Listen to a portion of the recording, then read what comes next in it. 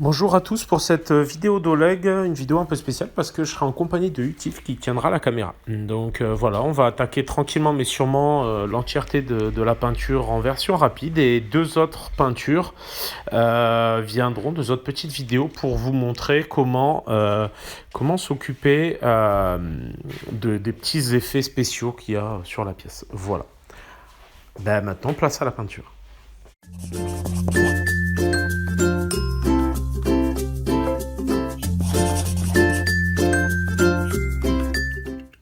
Donc ce qui se passe, c'est que là, en fait, ces étapes vont être super importantes. Je secoue mon pinceau, j'essuie, et là, je viens en fait prendre sur le côté de ma peinture. En fait, ça me permet maintenant, à ce moment-là, de doser en fait ma dilution réellement. C'est-à-dire que là, je vais avoir quelque chose de pas mal parce que je vais la pousser dans une direction et elle va rester. Par contre, ça me plaît moyen parce que du coup, j'ai besoin que ce soit plus couvrant. Donc j'y vais comme un bœuf. Au final, ce que je vais faire au début, c'est que je ne vais pas me prendre la tête. Je vais tout baser avec du bleu, enfin cette espèce de turquoise là. L'idée, c'est juste d'avoir quelque chose qui fonctionne et qui graphiquement avoir toutes les zones qui se détachent les unes des autres. C'est-à-dire qu'en gros, je vais avoir mon tissu qui va être en bleu comme ça et en jaune. C'est un choix que je fais parce que c'est. Hmm. Normalement, c'est rouge et jaune. En fait, j'ai décidé de faire ces couleurs-là à la base parce que c'est le couleur en fait tout simplement de ma petite bande de Joker. Donc, du coup, en fait, au final, ça me permet de me faire plaisir. Donc là, l'idée, c'est vraiment de baser tout simplement. Donc là, je t'apprends rien, mais dès ces étapes-là, en fait, tu commences théoriquement à comprendre comment passer le pinceau pour que ça touche un maximum de zones en un minimum de temps. Tu vois ce que je veux dire? Et ça, en fait, on se rend pas compte, mais c'est assez crucial parce que pour gagner en propreté, l'idée, ça va être de faire un minimum de passages et que chaque passage soit le plus propre possible. Ça implique que bah, du coup, tu fasses des passages qui soient le plus efficaces, qui touchent le plus de zones possible en un minimum de passages, quoi. Donc ça va être crucial et c'est pour ça que c'est bien de commencer à y penser dès les bases. Dès que tu commences à poser les bases, voilà, faut avoir ça, ces petites étapes-là en tête. Je pousse dans une direction à chaque fois, je complète bien, je comble un maximum et je continue comme ça, petite étape par étape. Ouais, normal. Du coup, là, pour continuer, juste pour pas qu'on loupe une seule étape, donc j'ai basé en grill ou de va-feu tout ce qui est métallique, on avait dit marron, mat, tout ce qui est petite bande et tout ça. Et là, je reviens avec de l'uniforme japonais pour en gros faire des bandes en fait au niveau de son pantalon. Donc en gros, je fais une bande sur deux, sachant que j'ai fait aussi le petit smiley et qu'en gros, j'ai fait les cheveux aussi en violet. Mais voilà, sinon, niveau base, il y aura rien de plus pour cette fois. Donc je vais continuer tranquillement mais sûrement. L'uniforme japonais, souvent on va le passer en deux couches. J'aime bien cette base de jaune parce qu'en gros elle est quand même très très couvrante, mais elle est quand même suffisamment péchue, quoi. C'est pas si écrasé que ça et ça va nous demander à peine un peu de retravail derrière pour avoir un beau rendu jaune. Donc voilà, on n'hésite pas. J'hésite pas à faire une bande aussi au niveau de ses fesses pour démarquer un petit peu et à créer un peu des simili-bandes au niveau de l'arrière de ses fesses en alterné. Et voilà pour les bases. Ok, là, ce que je vais faire du coup, c'est que je vais attaquer directement à l'aéro. À l'aéro, en fait, je vais gérer la figurine comme un ensemble. C'est-à-dire que je vais utiliser que des couleurs suffisamment neutres au départ pour ombrer l'entièreté de la pièce. Ça va me permettre de dégager les zones de lumière et les zones d'ombre, mais vraiment au global. Donc je vais venir de façon un peu brutale pour te montrer directement au café. Donc à la couleur café qui va être super pratique. Donc j'utilise que de la Procolor dans mon aéro parce que sinon je trouve que ça encrasse trop l'aéro. Et du coup là au café je vais venir vraiment ombrer l'entièreté de la pièce, que ce soit le tissu, les métaux, les habits, la totale, quoi. Et c'est une couleur suffisamment neutre. Donc comme d'hab je fais buller. Et en fait moi ce qui va se passer à l'aéro c'est que je vais mettre plutôt des petits à-coups comme ça. Hop hop hop hop hop. Et je vais passer plus de temps à sécher la peinture que je viens de poser qu'à vraiment lâcher de la peinture si tu veux. Donc là j'oriente vraiment ma pièce pour ne toucher que des zones entre guillemets précises, quoi. C'est-à-dire que là, je vais plutôt orienter donc, en dessous des bras, ok, en dessous de son falzar, là, dans les creux de ses jambes, en dessous de ses fesses. Tu vois ce que je veux dire? J'ai fait moi, mais vers la fin, en fait, à chaque fois. Avec des autres marron plus noir. Ben en fait, en gros, si tu veux, en procédant comme ça va te permettre d'avoir un global bien posé et de savoir plus facilement où aller, où est-ce que en fait ton attention doit se poser pour avoir une figurine d'un level entre guillemets supérieur, quoi. C'est-à-dire qu'en gros, ça va te permettre de dire ok, j'insiste pas là-dessus. De toute façon, ça va au final être assez sombre. Là, typiquement, j'hésite pas à vraiment marquer le bas des pieds parce que je sais que de façon classique, le bas des pieds, j'en ai rien à carrer. Puisque bah, il a les pieds nus en plus, donc le bordel, il va juste avoir les pieds sales. C'est tout ce qui va se passer, quoi. Tout ce qui va y gagner, le monsieur. Par les pieds sales. Donc, tu vois, j'hésite pas aussi à ombrer un petit peu cette. On va dire à pré-ombrer en fait la zone qui va ensuite nous servir de foyer de lumière en fait pour la pièce. Donc là, tu vois. Et du coup, t'aurais pas dû l'ombrer de l'autre côté du bolas? Non, parce que pour moi, c'est l'intérieur là qui va être très lumineux. C'est l'intérieur du bolas d'où vient la source de lumière. Donc l'extérieur doit être plutôt sombre à mon goût. T'as ombré en dessous du bras où il y a le bolas, où normalement il y avait la lumière qui arrivait dessus. Ça viendra dans un second temps, tout ça. C'est-à-dire que là, je m'occupe juste du bolas, je m'occupe pas de la deuxième source de lumière. D'accord. Donc, exactement. Donc là, en fait, le but, c'est d'avoir des lumières et des ombres qui se posent bien, quoi, tout simplement. On y va vraiment étape par étape. Et en gros, l'aéro, faut pas oublier que ça passe des couches légères et successives qui vont vraiment permettre d'avoir finalement un rendu en superposition qui va pouvoir être plus ou moins qualitatif. Enfin, donc là, je viens et je focalise mes lumières vraiment sur le centre du torse. Parce qu'en gros, si tu veux, là, en termes de lecture, ce qui va se passer, c'est qu'on va lire à fond le torse. Puis ensuite, voilà, ça va être vraiment un axe hyper important sur la lecture de ma pièce. Ça va être son torse bien dégagé, le haut de ses épaules, très légèrement les pieds. Tu vois, je procède vraiment par petites touches, hein.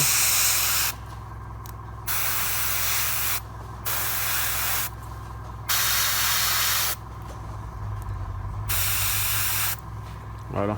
Et je vais pas insister plus que ça. Et je vais venir avec une petite pointe de blanc mélangée à ce que j'ai déjà dans l'aéro. Du coup, ça va éviter de venir avec du blanc pur direct. Il va avoir tendance à tout écraser. Et là, ça va avoir tendance à juste me permettre d'avoir une petite zone d'éclaircie supplémentaire qui va bien, quoi. Et légèrement, hop, éclaircir, tu vois. En fait, il faut faire vraiment confiance à sa main. C'est-à-dire qu'en gros, faut pas attendre de voir le résultat. Faut s'arrêter avant. Parce que si tu attends de voir le résultat, très souvent, il est déjà trop tard, en fait. Là, sur le visage, je vais pas me gêner au niveau de ce passage-là, parce que vu que c'est un clown, je vais avoir tendance, s'il faut, à vraiment venir insister encore plus au blanc, si j'en ai l'envie, quoi. C'est un clown. Donc là, j'hésite pas à même éclaircir mes zones de métal.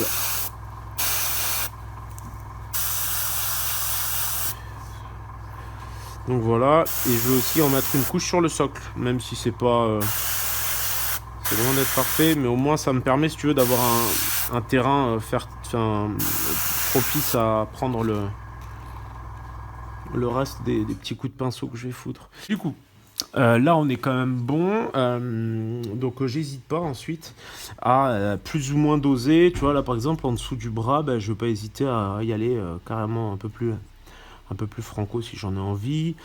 Et en gros, c'est une méthode qui va te permettre d'aller tantôt assez vite si tu veux une figurine de jeu rapidement et correctement peinte, et après si tu veux, tu vas pouvoir même pousser le vis en reprenant ou cette même peinture ou avec la même méthode pour peindre une figurine d'un plus haut niveau. Nous, l'intérêt, ça va être de peindre une figurine d'un plus haut niveau, mais c'est avant tout que tu maîtrises la méthode. Parce qu'une fois que tu as cette méthode, après, voilà, t'as pas techniquement, t'as pas spécialement de limite, quoi. Parce que finalement, après, il suffit de doser les filtres de couleurs, comment tu vas les poser. Mais tu vois, en fait, le filtre que tu fais là, c'est ni plus ni moins que ce que tu fais classiquement à l'aéro, sauf que là, tu le fais avec un filtre de couleur au pinceau, quoi. Donc tu vois, c'est vraiment la dilution qui est super importante. C'est-à-dire que là, on est sur une peinture assez diluée, mais quand même très déchargée. J'ai plus grand-chose. Mais ça suffit finalement, à force de répétition, à avoir des teintes quand même qui vont être bien sombres. Laisser commencer à appliquer peut-être. Ça marche. Donc j'hésite pas. C'est celle-ci et celle-ci. Yes.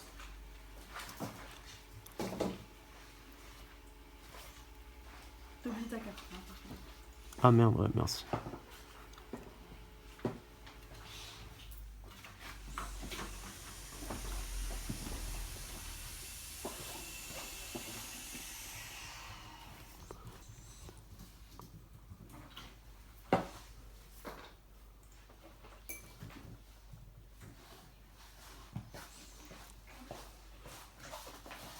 Donc là, ce qui se passe, c'est que du coup, je reviens avec la couleur de chair claire. Donc, et sur le même principe, je vais. Donc là, tu dilues moins, parce que du coup, la peinture, elle est moins opaque. Et là, vraiment, ce qu'il va falloir, c'est tirer la. Putain, merde, mon poil est foireux. Tirer la peinture en point de lumière, c'est-à-dire que tu vas plus tapoter ta peinture que la tirer à proprement parler. Donc là, tu vois, je vais vraiment marquer cette zone-là parce que ça va être vraiment la zone où je vais vouloir avoir de la lumière. Donc je vais pousser ma lumière vers cette zone-là. Toi, tu auras moins de soucis puisque ta lumière était de base de toute façon beaucoup plus marquée.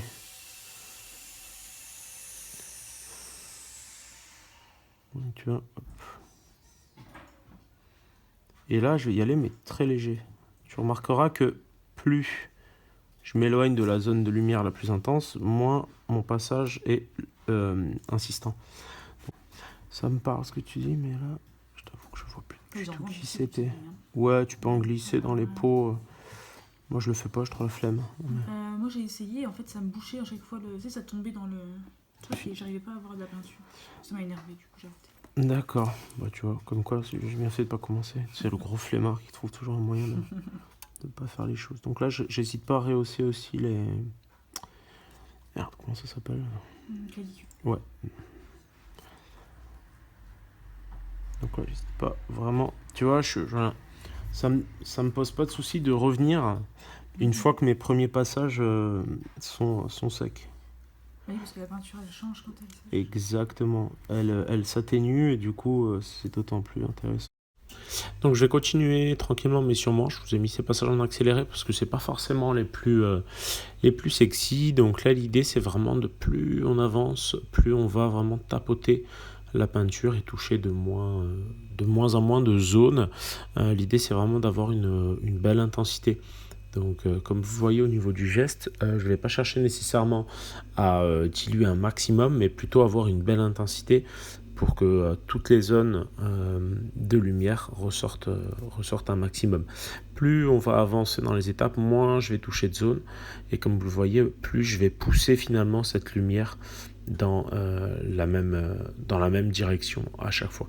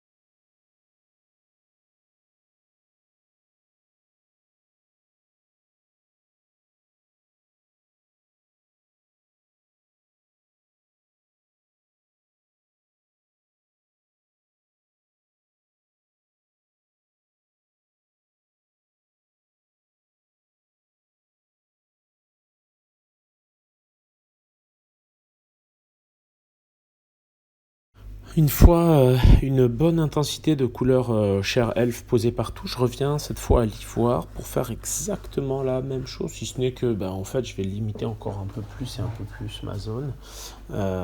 Donc les étapes sont plus ou moins les mêmes, mais je touche je touche encore moins de surface. Ça va permettre d'encore plus insister. Il ne faut pas hésiter à quand même avoir une peinture légèrement diluée avec une consistance laiteuse, et il vaut mieux privilégier plusieurs passages plutôt qu'un passage très très marqué avec de la peinture épaisse. Faut vraiment trouver le juste milieu, mais ça s'acquiert avec le temps. Comme vous allez le voir ensuite, je ne vais pas hésiter aussi à venir pousser mes contrastes au niveau du non métallique, directement à l'ivoire, au niveau de la scie. Ça va avoir pour objectif pareil, de retrouver une bonne intensité, de sorte à ce que ça fonctionne correctement.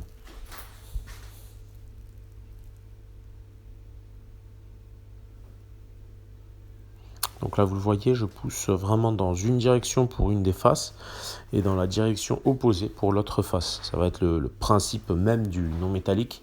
Toujours avoir des contrastes très marqués et des faces qui prennent la lumière traitées en opposition en termes de luminosité, pour vraiment donner cette impression et cette intensité en termes de contraste.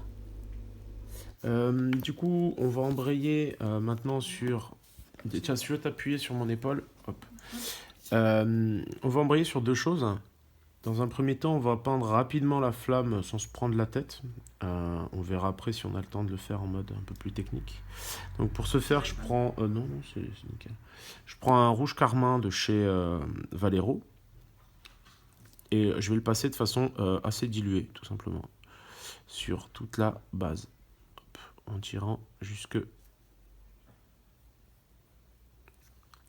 la zone finalement où la lumière, la zone de flamme la plus intense, qui est plutôt forcément vers l'intérieur.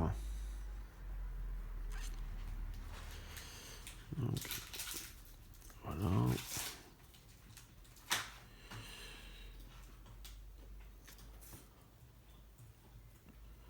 Voilà, donc ça c'est la première étape rapide.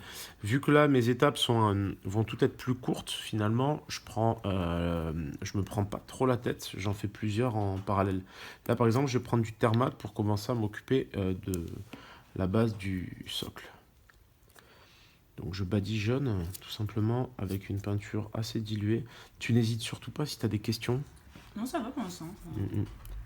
Non, mais il n'y a rien de très compliqué, mais on sait jamais sur des conneries, des fois. On peut mettre sur les pieds en fait. Ouais, j'hésite pas à badigeonner large. C'est-à-dire que voilà, les pieds, ça va juste leur donner un petit côté un peu plus sale. Tu remarqueras quand même que ma peinture, elle est super diluée. Hein. En fait, l'intérêt, c'est vraiment que ça tombe dans les creux sans trop écraser les lumières que j'avais précédemment posées. Tu avais fait un peu le même principe en fait avec les... J'ai vu une vidéo avec les socles des cannes. C'est des Oui, motards. tout à fait, ouais. De toute façon, tu vois, les principes après sont globalement souvent les mêmes. Hein. C'est pour ça qu'il faut Je radote. Bah oui. De toute façon, c'est la répétition qui fait qu'on percute. Donc là, j'hésite pas même avec vraiment un semblant de peinture, vraiment presque rien, à passer un peu sur mes zones d'ombre. Parce qu'en fait, le thermate va un petit peu ternir aussi les ombres, donc c'est toujours bienvenu. Est-ce que c'est pour faire un rappel avec le socle ou c'est vraiment différent? C'est parce que c'est le thermate qui fait... Le thermate, c'est une peinture qui est assez magique quand même. Elle fonctionne super bien sur plein de zones et j'en profite toujours. Donc là, j'hésite pas. Du coup, je vais revenir, mais cette fois avec du noir. Comme je vois pas de noir à l'horizon, je vais pas me prendre la tête. Je vais prendre le noir aéro qui est légèrement brillant, mais ça changera pas grand chose. Je vais tout de suite mélanger avec un petit peu de noir. Pour venir vraiment badigeonner la zone extérieure. Donc là, on va essayer systématiquement. Voilà, c'est jamais bon de trop insister. En fait, quand on part avec la peinture quand même assez diluée, puisqu'on va avoir tendance à arracher ce qu'on a fait juste précédemment. Donc il va falloir y aller mollo. Limite à laisser un peu sécher dessus et puis après venir, c'est ça? Oh ouais, c'est ça, exactement. Donc là, on va pas se prendre beaucoup plus la tête, on va tranquillement le laisser sécher. Donc là, avec cet orange-là, donc c'est un orange aussi pour remplir les Posca que j'ai trouvé il y a peu. Donc je le teste parce que je trouve la peinture est assez couvrante, donc c'est assez agréable. Ça reste de la peinture acrylique, donc finalement on peut facilement le mélanger avec des teintes on a l'habitude d'utiliser. Et l'intensité va être là, donc on va en profiter. Parce qu'elle est hyper fluide en fait. Elle est aussi hyper fluide. Et en fait, dans n'importe quel truc de graphe, en fait. Là, ça, je les ai trouvés en faisant le marché la dernière fois. Ah ouais En fait, du côté de. Ouais, il y a le marché de Saint-Ouen.